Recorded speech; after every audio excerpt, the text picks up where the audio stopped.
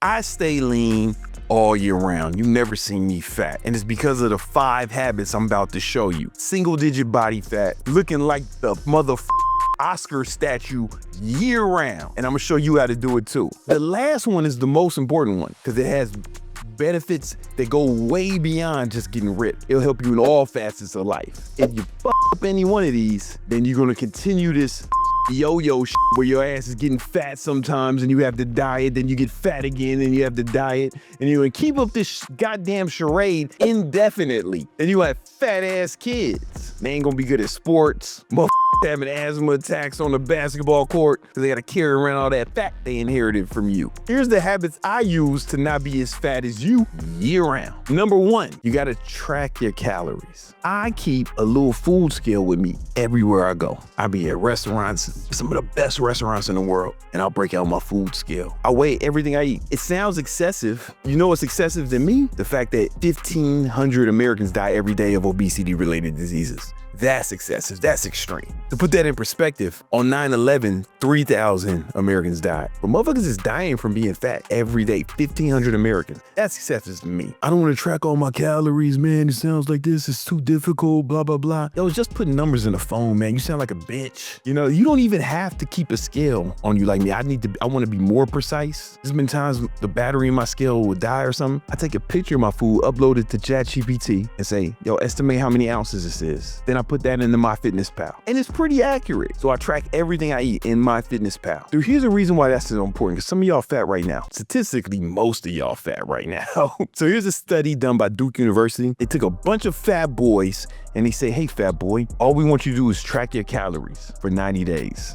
They ain't give them no diet plan. All they had them do was track their calories. And on average, they lost 5 pounds, over 5 pounds on average. And they didn't even have a plan. The mere act of tracking their calories caused them to lose weight.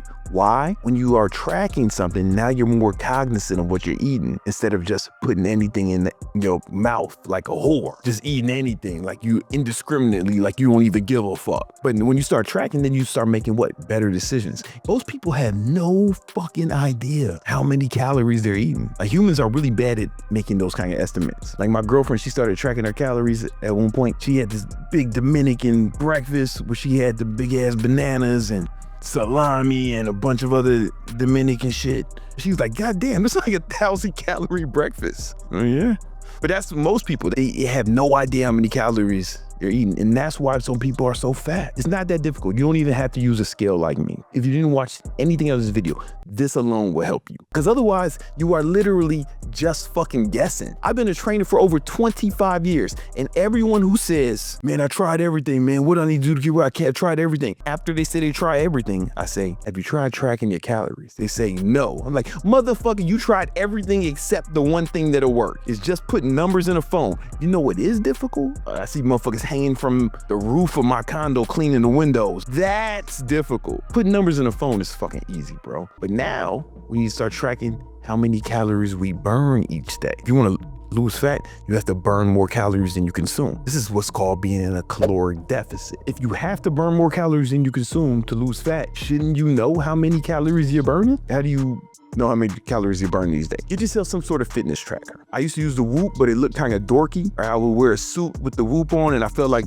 I was in Spy Kids or some shit. So I switched to the Oura Ring. So now I use the Oura Ring and this blends seamlessly into my attire. The Apple Watch will do it. Get yourself some fitness tracker that tracks the calories you burn each day. And then it's just math. So let's say you're tracking how many calories you consume each day. Say you're gonna consume 2,000 calories each day.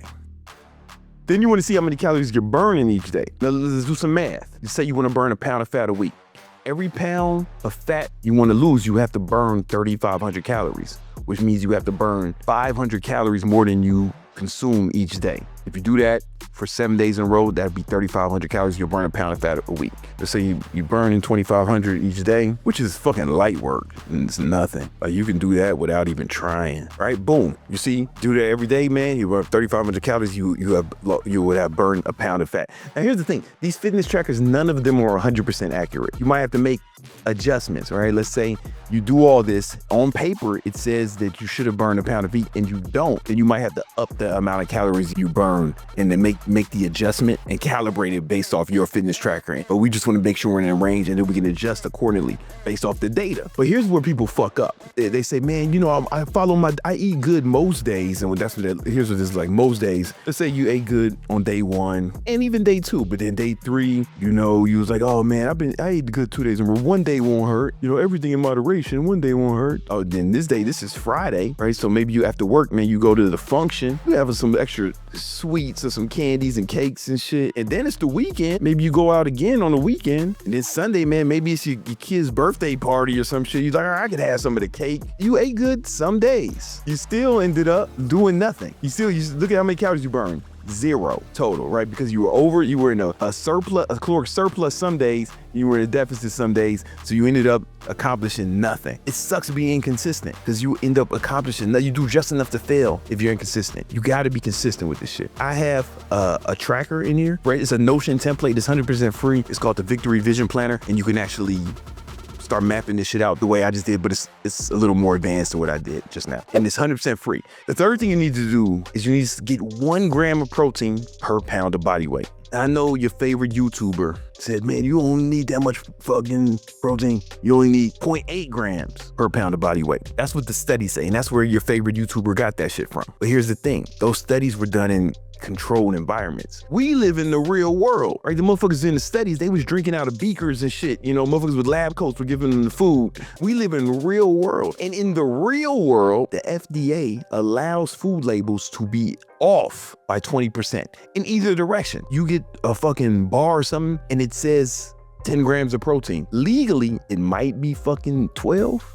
It might be 8. You don't know because they're allowed to be off by 20%. Hey, let's just make up for that 20% by overshooting it and doing 1 gram of protein per pound of body weight. And there's a few advantages to this. One, you'll be able to maintain more muscle when you're cutting, if you're in the caloric deficit. If you're in caloric surplus, you're trying to put on muscle, you'll be able to put on more muscle. High protein decreases hunger. So it's easier to stick to your diet if you're trying to cut. So 1 gram protein per pound of body weight. Free habit tracker that I gave you, right? You can actually put in how much protein you're getting each day. The next habit that I use to stay lean, to burn more calories throughout the day. I rarely do dedicated cardio sessions anymore. I used to do them a lot when I was younger. Even when I'm cutting, like I'm all about burning more calories throughout the day. And what does that look like? So I'll do more walking. Walking is one of my favorite forms of cardio. You know, if I need to go somewhere, I'll walk instead of driving or get an Uber if it's walking distance. Also, I have a desk bike or dike. I have multiple dikes in the house and I'll work while I'm cycling on it, or I'll read on it, or even play games on the dike. Get the Nintendo Switch, but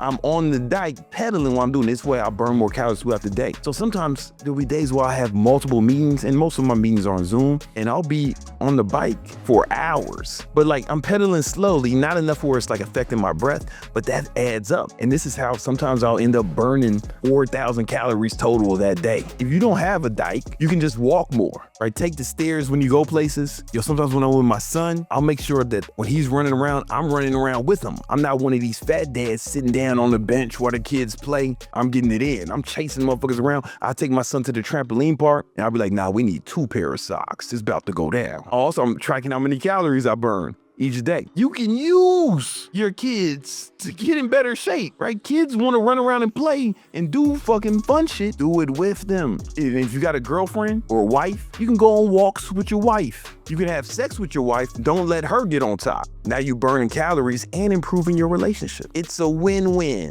Find ways to burn calories throughout the day. If you do this right, you might not need dedicated cardio sessions. Like I rarely have a dedicated cardio session anymore because I'm just burning calories throughout the day. The next thing you need to do, this is one of the most important ones. Stay away from sugar. Every once in a while, motherfuckers say some shit to me like, man, yo, do you ever eat candy or cakes? I'm like, what the fuck? Did you just call me a bitch? No, I'm an adult male. I do not eat candies and cakes. And I thought that was normal, but I found out recently that a lot of you men are out here eating candies and cakes, man. There's multiple reasons why sugar is bad for you in all forms. But for a little natural sugar, no, that shit is bad for you too. Sugar leads to energy crashes, and it's addictive. You can eat sugar as long as you're in caloric deficit, you'll still lose fat. Yeah, I know, fucking nerd. But the problem is it's more difficult to stay in a caloric deficit when you're consuming sugar. Tons of studies show that sugar is addictive. And there was a study done by Stanford University that said that sugar is as addictive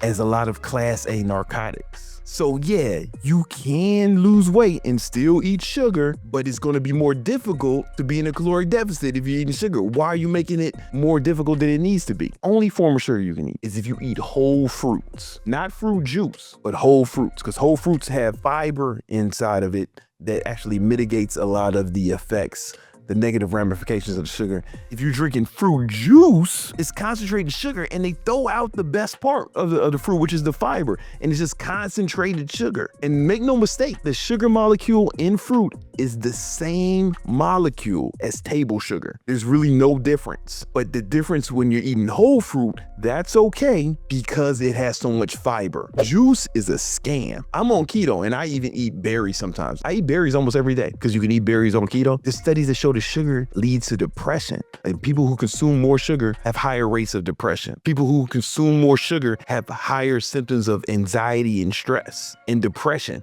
This is a big study that was done. And sugar decreases cognitive functions. Here's a study that shows that impact of sugar on cognitive functions. It makes you fucking stupider. It impacts your intelligence in a negative fashion. Sugar increases the aging process. It increases the rate of cellular aging. So basically, you're gonna look older faster because your cells are aging faster when you consume sugar. I'll be 43 this year, but I probably look younger than most of you motherfuckers. One, because I ain't as fat as you, but also, I don't remember the last time I had something with sugar in it. It might have been 2 years ago. My last cheat day was about 2 years ago. I've been keto for like 8 years. Sometimes people ask me, man, Brandon, what's your skin routine? Nothing, nigga. If you struggle with acne, you need to stop eating sugar. Tons of studies have shown that sugar impacts acne negatively. And when people cut sugar out of their diet, their skin just clear up. As a hormone, your skin is an organ. So what you put in your body is gonna affect your organs, and one of them is your skin. Listen, sugar is just fucking bad. You need to really stay away from that shit. I have a whole video on sugar. You can go watch that now if you want, because you probably fucking your whole shit up, all right?